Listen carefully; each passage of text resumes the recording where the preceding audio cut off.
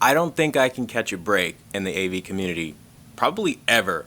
So, Digital Trends comes out with a video, and they're basically asking a question, if you will, where it's like, is the Sony tax more or less worth it? Should you be paying Sony more for their goods, or are they getting better? And the video basically ends with Caleb, the main chief editor of Digital Trends, saying, essentially, it might be harder to justify, but if you're a purist, if you're somebody that likes reference standards versus somebody who doesn't, then yeah, maybe that's who Sony's marketing to. Are people blind? Like, how? I did a video a couple days ago, okay, showing that Sony is literally the most inaccurate to calibrate. When you start calibrating the Sony X90K, you literally have it reversed to where if you want to warm things up, you have to go to the cool color temperature. Now, this is a huge problem because if you're taking measurements and you're trying to get your adjustments correct, you don't want to have to sit there with something that's skewed in the opposite direction. Even more so, how many dials does this exist across and how many people will be affected by this? Then you look at the fact that motion isn't getting better at all. It's still choppy. It's still a mess. There's still issues with motion, okay?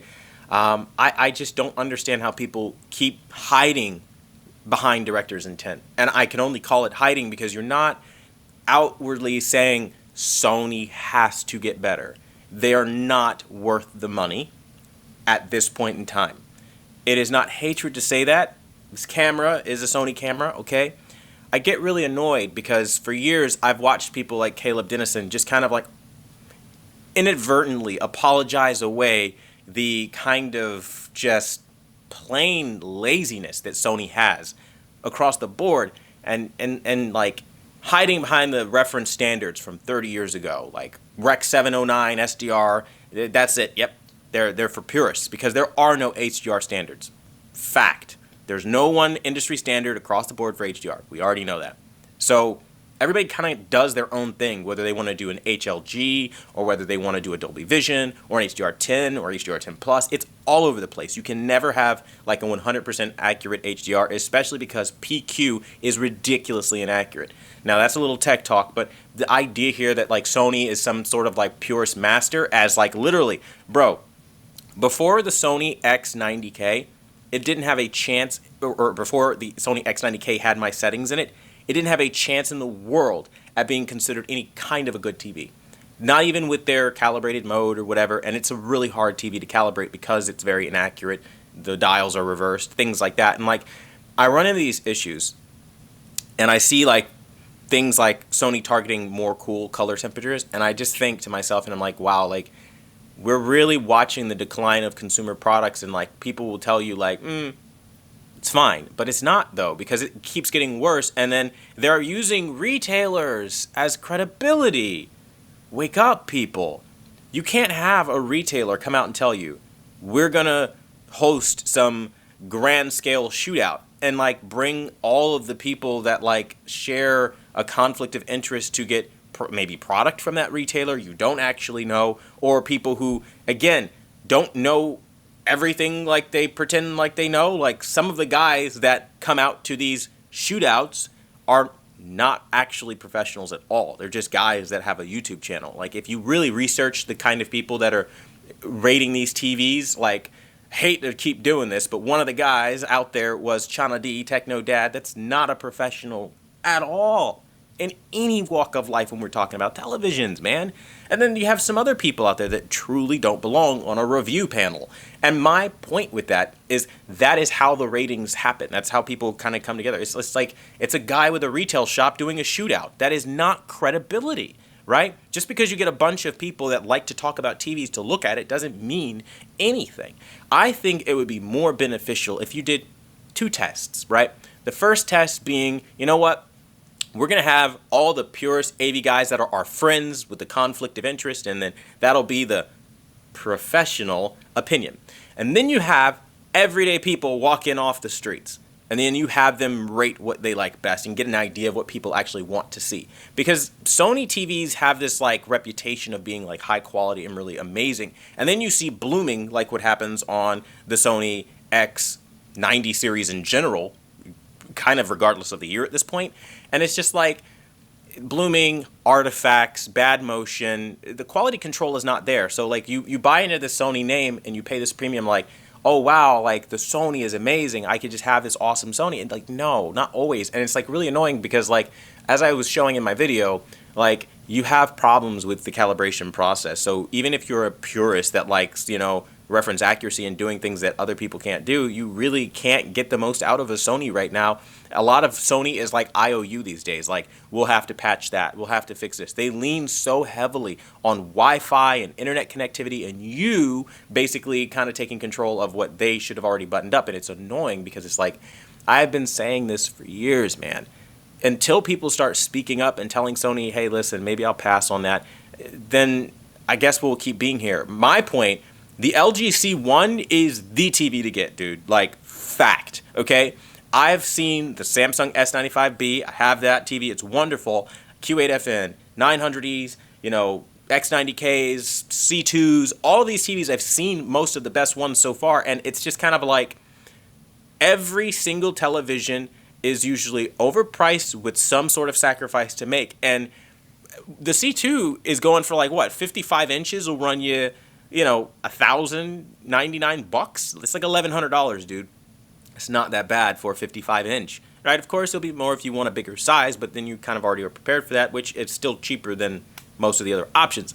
My point with this is like, with a TV like the LG C1 on the market, I genuinely have a hard time justifying the Sony tax for something like the X90K, where blooming is totally a thing and you're going to have all these problems. Now, again, I'll do a proper review and show you all the things I've found, but my aggravation when I like get sent like these industry experts, as they're called, they're just journalists, okay, with an opinion, no different than you, no different than me, okay, but they're labeled experts because they've been giving an opinion on a monetary scale. They're paid to give opinions for a living, right? So they're experts.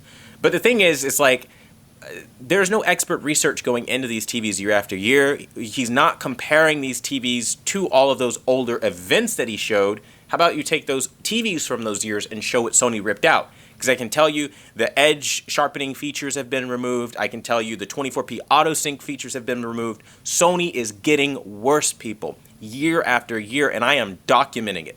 I am the only one documenting they're getting worse, not better. And it's only because I want Sony to improve. Like, I am one of those people that love every brand and I want brands to succeed. But like when a brand comes out and they constantly get everyone to tell them they're amazing, they're great, they're fantastic, to the point where there's like really no room for them to improve, and it's just kind of like associated with, well, if you want to pay the premium, like that's garbage. Like that is not a message you want to send to a company, and everybody sends that to Sony. So my point of this video is to kind of talk about the kind of narrative we're hearing, not just from Digital Trends, and it's not to air out Digital Trends or to put them out, so to speak. It's just like we have to look at this as actual consumers, and like as somebody who is a master of digital imagery, right? I know pretty much everything I need to know about creating the most beautiful image you've ever seen in your life. And Sony struggles very hard with basic concepts like don't overexpose and clip everything out of the box. Like little basic things. I mean, it's amazing. Like every year we'll hear, you know, certain YouTubers talk about, hey, the EOTF tracking is inaccurate on a Samsung TV, and then Sony sits there in vivid mode out the box just way off the charts.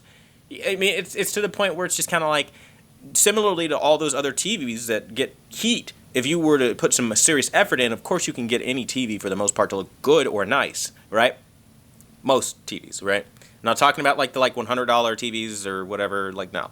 But like you guys get what I'm saying, and the point is, it's like we're in a point in the market where it's just like it's constantly like this, where it's like consumers don't have a voice. And I've seen it where like even my 1-star reviews get like ripped off of like Best Buys or like Walmarts.com, and it's like, and then there's like this 5-star consumer rating that's totally like not legit because you get your review just silently removed. Like my QN90A review that I did, that's completely gone. My Vizio OLED review, or my Vizio reviews got removed off of Walmart.com. So it's like between Best Buy, Walmart, and Amazon, just kind of like picking and choosing which reviews they'll let stay up. It's just kind of like, it's really hard to get a read on products. And then this doesn't help either when you have large companies like Digital Trend come out and say, hey, I mean, if everyone, more or less, this is the message, from what I gather from the video, if more or less everyone is saying that this is a great TV, I mean, we kind of are. I mean, we kind of already know that it's great. And if you're not a purist, then maybe, yeah, sure, go for the disgusting everyman TVs. That feels like the message from Vincent, from Digital Trends. It's like they're protecting desperately the status quo that doesn't need to be protected. There's nothing wrong with looking at wide color gamut spaces, right? And saying, you know what? Let's work with DCI-P3 and SDR. Let's work with BT 2020, Adobe RGB. You can do it if you just try it. And it's annoying to watch these people champion for these reference accurate images that don't look good because they can't do what I'm talking about. They genuinely cannot, factually cannot, work in these wider color spaces and make a gorgeous image that transcends anything they've ever seen through a computer software. They just click to the numbers, tell them to stop. Anyone can run software, and this is a long drawn-out video, but it's passionate because it's something I really care about, watching consumers win, and I hate when we lose. And we're losing now because of the narrative that Sony and all of these manufacturers, frankly, don't need to improve to the point that they need to. And I'll say it again. If you are tied up for cash, just buy the LG C1 or the Hisense U8G or wait for Hisense or TCL this year, because that's pretty much how it's going to go. Like, it's been going like every year. If I'm to predict this, right, like in due time, like you're just going to see it happen. Like, they're going to come out with a mini LED thing on a TCL side of things, and then you're going to see Hisense come out with their TV. So the point very simply is this: start holding these companies accountable, people, please. Like, seriously, it's at the point where it's like you gotta get them to do something, right? And so that's my message for today.